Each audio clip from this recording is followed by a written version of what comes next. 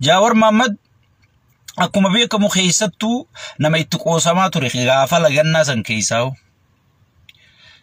Arra inni garuu bahee maatii obbo Taayyee ittiin qoosanii jechuudha. Dhiifama godheef.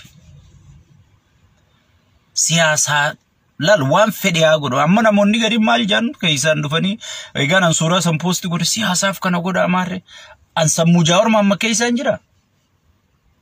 Waan inni godhuun harka malee waan inni yaadu rabbii isaatii fi isaa wal beeka malee maalittiin beeka waan inni yaadu.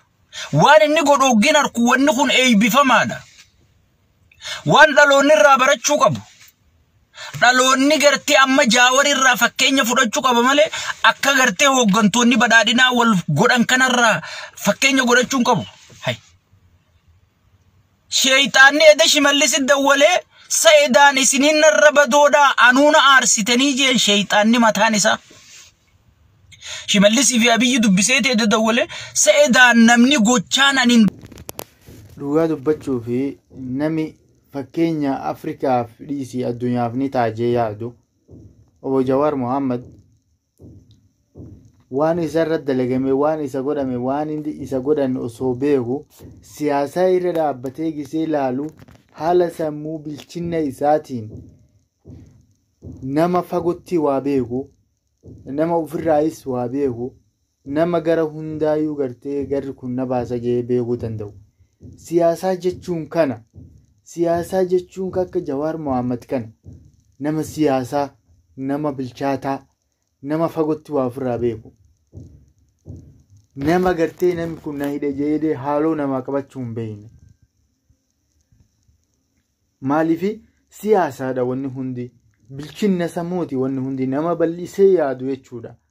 For example fakkeenyaaf gaafa Taayyee Jawaar Mohaammed hayyoonni hedduun hidhaman sanii Jawaar hidhamee akkasuma Baqqalaa Garbaa akkasuma Hamzaa Booranaa warri hidhaman sun keessaa gaafa inni mana hidhaa keessatti isaan mana hidhaa keessatti hayyoonni kenna sun nyaata didanii nyaata lagatanii akkasitti ummata keenyaafis achi keessaa hatta sagalee ta'aa turanii ufiifis sagalee ta'uu turan san keessatti itti qoosuu turan isaan kun. Hatta Taayyee fudhadhu Taayyeen itti qoosuu ture achi keessatti cuukkoo maalii jee wama jee wama hatta isaan guyyaa 40 mana nyaata didanii Taayyeen achi irra guyyaa 39 irratti maalii jee waan achi keessa qoosaa waa hedduu haasa'isaa san keessatti waa hedduu fudhata.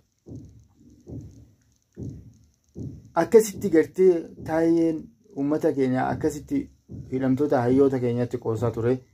Akkasuma ammallee obbo Shimallis Abdiisaa kaan ajjeefne kaan mana hidhaa ofirraa galchine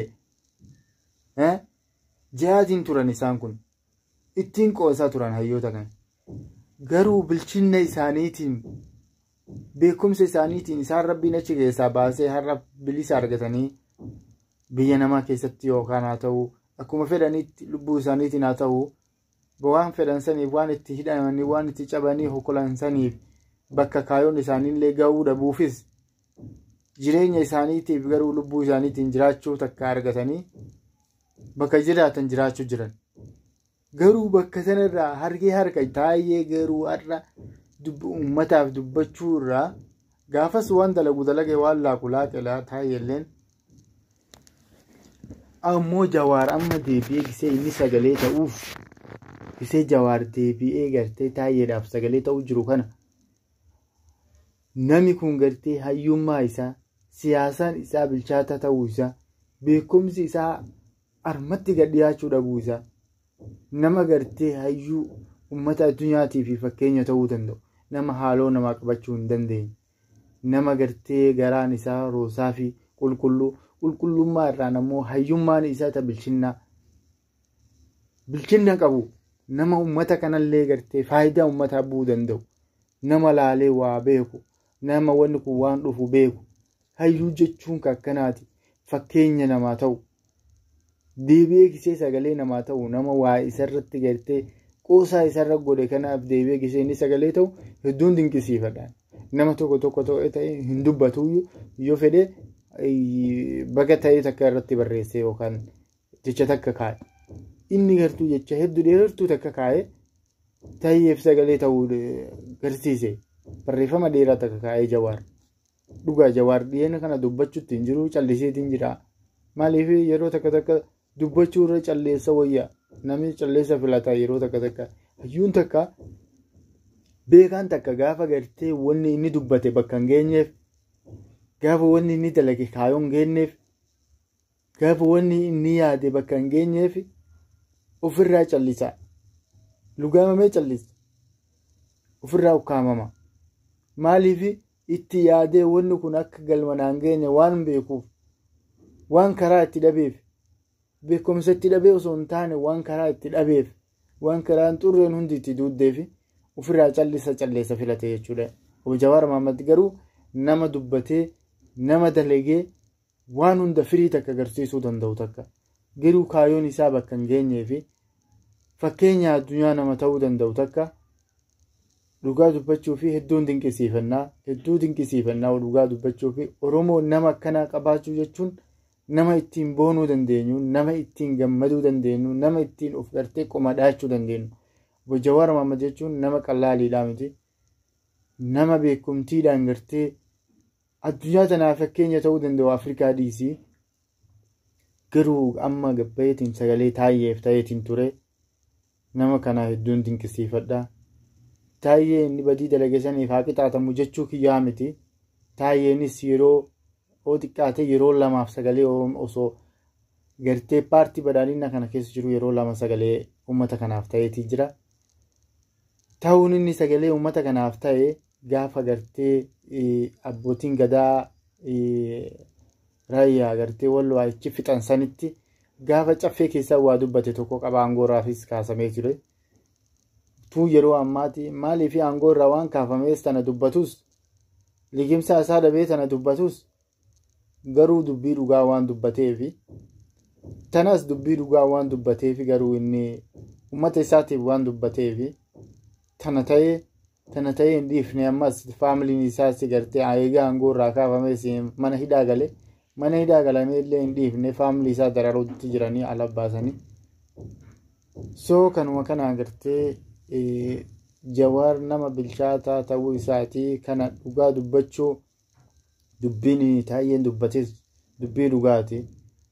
Uummata kanaaf gartee sagalee ta'ee Jawaaris jecha kana keessa gallaalee uummata isaatii namni sagalee ta'e kanaanilleen laazimaa jecha wayii kaa'uu qabaa. Namni kun dhugaa qabaa, haqqi qabaa, haqa isaatii dhugaadha. Gaafas nurraa dubbatus gaafas nutti gartee nutti duulus hara nu isa duuluu hin qabnu dhugaa uummataatii fidame jecha uummataa waan uummata barbaachisuu fidame akkas jechaati gartee uummata gartee Jawaar amma deebi'ee sagalee ta'eef jira. Hedduu kan nama dinqisiisu rabbi taayyeellee nagaa naa baasu faamilii isaallee dararuu jiranii garuu hedduu nama dinqisiisa. Akkasii uummata keenya kabajamoo jaallatamoo dubbiin dhugaa nama dubbachiisti tanuma isiniin jaa asumaan gara nagaa nuu turaa. Siifuun toltuu jechuudha. Siyaasaa wal balleessuu keessaa baanee siyaasaa wajjin diina keenya balleessuu keessa seenuu keenya Jawaar Mohammediin nu akeekee jechuudha. Hooggantoonni badhaadhinaa garuu siyaasaa wal balleessuun nu akeekanii jechuudha. Jaala isaanii kadheen gadda bararra warri onlaayinii irraa taayyee arrabsuu warra taayyeen jaare ta'uu beekta. Warra taayyeen jaare, warra taayyeen paartii badhaadhina fide, warra taayyeen ida'amuu barsiise. Warra taayyeen ida'amuu barsiisee ida'amee ifi irrate sanii bar warri irra taayyee arrabsu kun warra gandaalizimiin sossa'uu dhiise kunumaa keessa hin jiru. Gandaalizimii jechuun yoon amma fakkeenya gandummaa deeggaru gandaalizimiin nama ganda kiyya aangorra jira jedhanii waa deeggaran namni ganda isaanii aangorraa kaanaan kutee gandaalizimiin bu'aan qabu nama kaayyoo deeggaru namni bu'aan. Amma namni gartee Jawaar fayyadu nama gartee kaayyoo Jawaaritti amane san itti amanee isa deeggaru nama gandummaan deeggara.